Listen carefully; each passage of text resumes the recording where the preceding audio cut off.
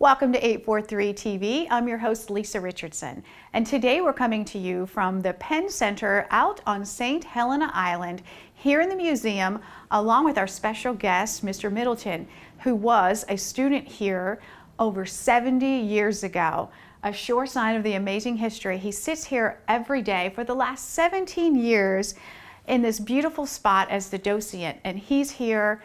Worthwhile to come out and see him. And today we're going to be learning so much history, and we'll be hearing from two special guests. Dr. Rodell Lawrence, he is the Executive Director of the Penn Center. Also joining us is Mr. Ezra Callahan. He's the Vice Chairman of the Board of Trustees here at the Penn Center. So stick around and watch this episode of 843 TV. We're going to see some neat things where communities come to speak.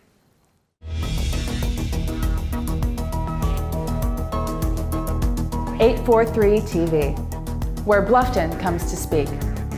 Where Spring Island comes to speak. Where Hilton Head Island comes to speak. Where Beaufort comes to speak.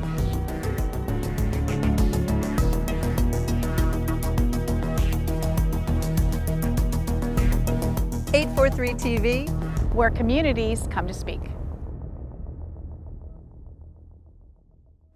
Welcome to 843 TV. We are here at the Penn Center on St. Helena Island in the museum, which has so much history. We're going to be learning all about that and more as we talk today with Dr. Rodell Lawrence and Mr. Ezra Callahan. Welcome, gentlemen. Welcome. This is an amazing place. I was excited the last time we came out here. There's so much to learn and so much to know and so much history, and it is Black History Month here in February. So what a perfect time to learn all about this. Let's start with the vision that you all have. Mr. Callahan, would you share a little bit about that? Well, Penn Center's mission statement is to promote, preserve the history and culture of the Sea Islands. Penn Center being one of the first schools for the freed slaves in 1862 before the end of the Civil War. This was one of the only place at that time where education was being taught in a system like this. That is so amazing. Such amazing history. Tell us what happens today at the Penn Center as far as the education goes. Well, at Penn Center today, the board of directors are working very hard through their different committees to make sure that Penn Center is run properly and effectively. We have many programs for education, especially with the young people. We run different programs, which Dr. Lawrence will tell you more about later, but we also are doing education programs for the adults to make them more viable in the community so that they may be able to attend work at a decent wage. So it's an ongoing process of education that dates way back to the 1800s. And besides that, we're in this beautiful museum. We're going to look around a little bit in our next segment, but there's so much history that's preserved here that's really fascinating. So I understand you had a great 2017, had a lot of accomplishments. Will you share a few highlights with us? Sure, I'd be happy to. Let's start with the education component. This past summer, we ended up with a summer camp here at Penn Center. In fact, one of the first summer camps that we've had in many, many years. We had a total of 170 kids. Wow. Here on campus, which That's was fun, right? just astounding. We also we ended up having counselors for the kids, which was a hiring opportunity. So some of our young people, they were able to get jobs this summer. So we were able to hire through the summer program as well as the feed program, which I'm going to talk about in a second. We hired a total of 62 people from the island that literally worked here at Penn Center this summer. Wow. And so that was really quite an accomplishment. But one of the things, as Mr. Callahan mentioned, the education component, was the feed program. As you know, there are quite a few kids in this county that are on the special program for breakfast and lunch in the local schools. Well, but what happens to those same kids during the summer? Well, Penn Center along with my director of education, Dr. Jenkins, we supplied a total of 1,832 meals twice a day. That's wonderful. For Wow. the whole entire summer, for a grand total of 355,000 meals we served to kids in Beaufort County, Jasper County, and Hampton County. We had drivers, as well as we supported 82 agencies throughout those 3 counties feeding children. And so besides the 62 jobs, we also were able to feed a total of 355 meals. So you're truly a very impactful thing in this community, with between the opportunities for employment, between the care for the kids, which I'm sure is very helpful for those working parents in the summer, as you mentioned, when they're out of school, and meals, quite frankly, is something that some of us take for granted are a challenge. So what a wonderful way to help and impact the community here. Yeah, we had a total of 22 people working in the cafeteria. We have a cafeteria that we open at 5 o'clock in the morning. The drivers would be there at 7. They would take off, and we had hot packs. And by the way, these are nutritional meals that we served twice a day. And so I'm very, very pleased to what we were able to do this year in feeding the children, not just in Beaufort County, but the other 2 counties also. Yeah. As this summer comes up again, you're planning on having this program continue, I'm assuming. Yes. What about beyond that? Any future plans you wanted to share? Yes, there's several things going on at Penn. When you drive around, you can take a look. We have we're going to be planning to cut the ribbon on our child care facility. We have completely revamped the child care facility, and I really want to thank the supporters from Data Island that have come over and provided us with the playground equipment that we needed, and so we plan to cut the ribbon on the new daycare facility within the next 2 weeks. Is that located here on the property? Right here on the property. How much area do you have? It's quite a significant area outside, and a beautiful one with all the trees and the moss trees.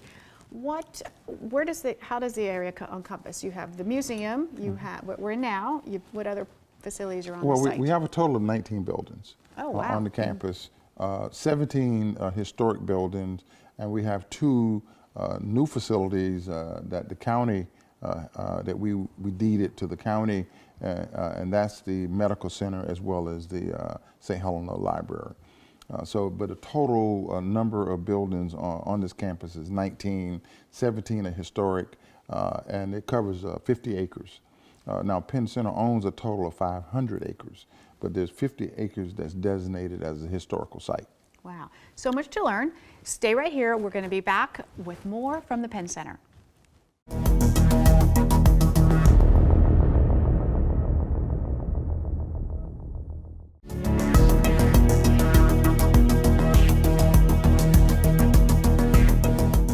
Welcome back to 843 TV in the Penn Center here on St. Helena Island, where we have the awesome opportunity to check out some of the amazing original artifacts that are on display here that date back to the 1900s. And so starting us off right here, we have an original bateau boat and castnet, which was literally handmade and used. Share with us about this awesome thing. Well, what was unique about the boat, these boats were handmade. Right now at Penn Center, we have 4 of them. We have one right outside the museum. This one's inside. And this was a way of life. As the Vice Chair talked about the Sea Island, this was the epitome of the Sea Island, and this is what it was all about. It was all tied into fishing, and you had to have a net, and you also had to have a boat, and all this was handmade. Everything was hand done, and so that's what's so unique about this particular boat and the net. And as you mentioned, it was a way of sustaining themselves Yes. for food, Yes. fishing and shrimping and all of those things. That's right. Really, really amazing. And So today it sits here. You can come check out. It's so big. It's quite large. It might be hard to grasp that on the camera, but quite an amazing piece. Let's see what else we've got. Right behind us we have this bell, and it's an original. Share with that about that. Yes, this is the original bell. This bell was dedicated to Miss Laura Town, who was our founder, Miss Towns and Miss Murray. And this was the bell that students heard every morning, because Penn School was also a private school, more or less, because the boys and girls stayed here.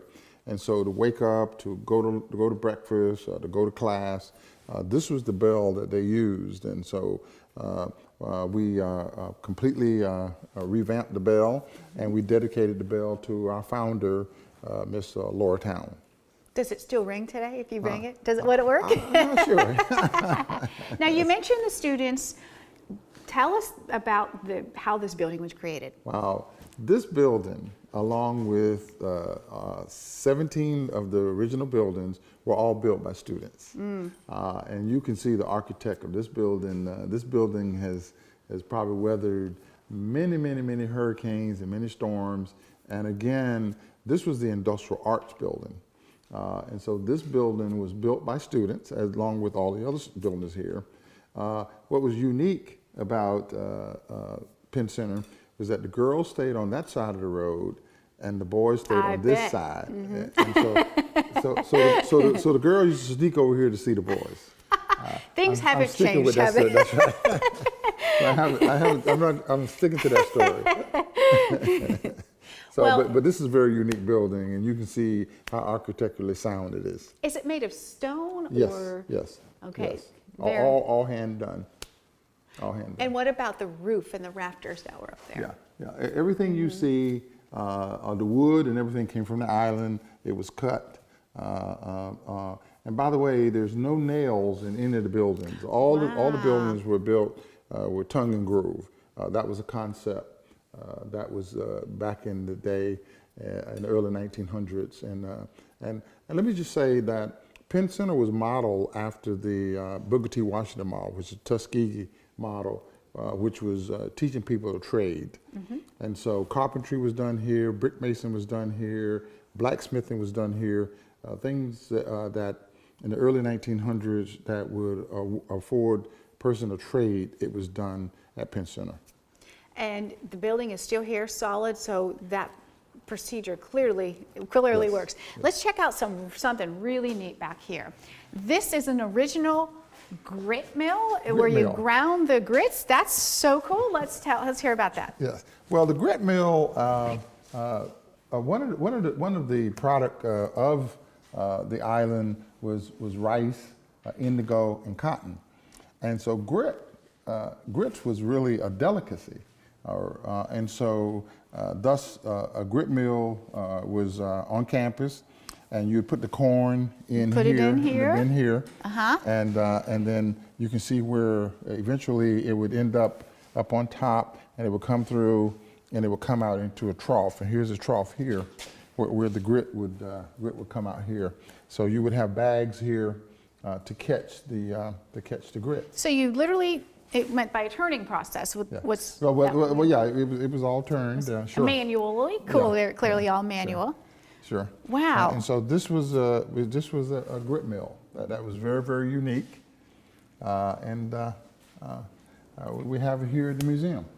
And there's so many more things that we don't have time to walk around and look at, but some other things in this room. I see a sewing machine and an old-fashioned Victrola music player. I'm not sure exactly what they call it, but just the amazing architecture right in this room alone. And also behind us there's a theater that there's some videos, I'm assuming some history of the Penn Center and so forth. So this is totally something that you all should come out and see. Bring your church group, bring your student group, your school group, just come out yourself. There's so much to learn here. So stick around. We're going to be right back with more 843 TV.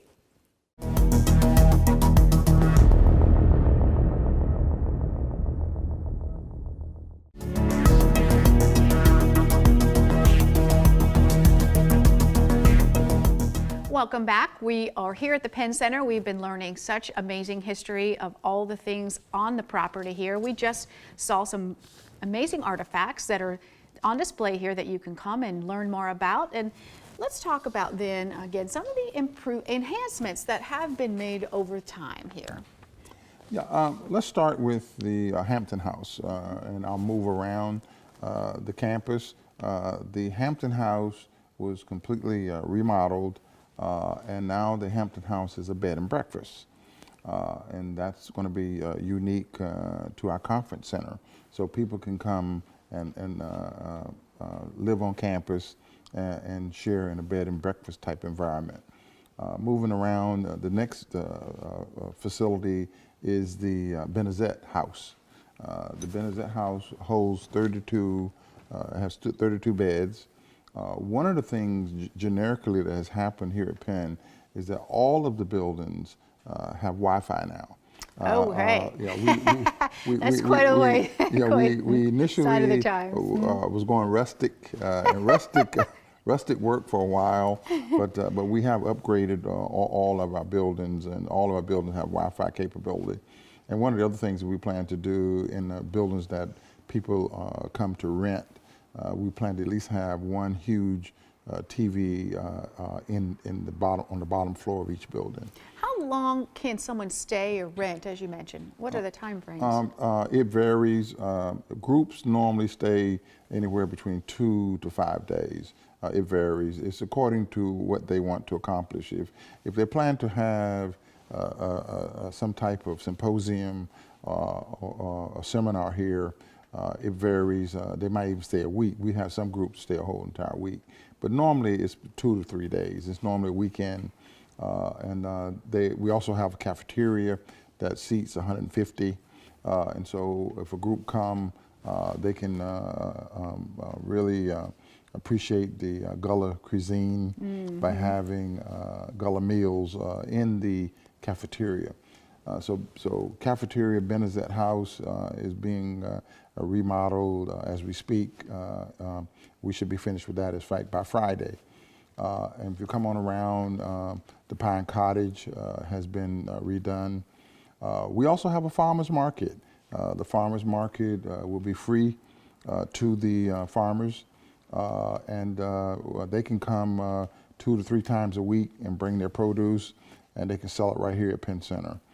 So we have a farmer's market that we have completely renovated, and it's ready. I think we just have probably just a couple of days left on a couple of windows we need to put in, that type of thing. And so we'll be done with that. And coming on around, we have some other things that's going on. We're putting in an aquaponic greenhouse. We're really excited about that. Aquaponics is a new farming method, and that greenhouse is going in within the next month and a half. And we're going to have children that's going to be showing our visitors exactly how aquaponics works. And we will have koi fish. We have 4 fish tanks in there. And how aquaponic works is that the defecation from the fish goes up as fertilizer into these particular pipes, and we're going to be growing herbs and spices. And we're going to be selling herbs and spices on the local market, and also we'll be marketing the koi fish as well as a red shrimp that is very, very popular. So what we're planning to do, and what you're hearing that we're doing here at Penn Center, is that we're becoming relevant. Okay, not sustainability, but relevant to the community and relevant to the public. The last thing I want to mention is we have a muscadine grape farm. We have 5 acres, a muscadine grape farm. This will be the 2nd year. I think the grapes will come out the 3rd year. And we plan to market a Penn Center wine, 3 kinds of wine, a red, a white, and a blush, as well as we're also talking about cider, 3 kinds of cider, and jelly. Wow. And so we want to sell that at the local markets. With all of these things you're talking about, the programs, the housing, these new enhancements, clearly you need a lot of support from the community, which brings us to the community relations committee that's coming up and newly formed. Would you share, Mr. Callahan, a little bit about that? Well, with Penn Center being international, we can't forget about the community and the importance that it plays. And one of the things that we've done is we've created the Community Relations Committee, and it's going to meet every other month. And we had our first meeting, which was really outstanding. The community participation was really great, and we look forward to having more people join this committee. And the information can be reached at our office at 843-838-2432 to find out how you can become part of this. Yes. And I encourage you all to do that. Find out so much to learn here about the Penn Center, be a part of this historical site, which is amazing to our area. Whether you live here or you're visiting the Low Country, it's worth the trip out here to the beautiful St. Helena Island to the Penn Center. So thank you all for your time watching us today on 843 TV, where communities come speak.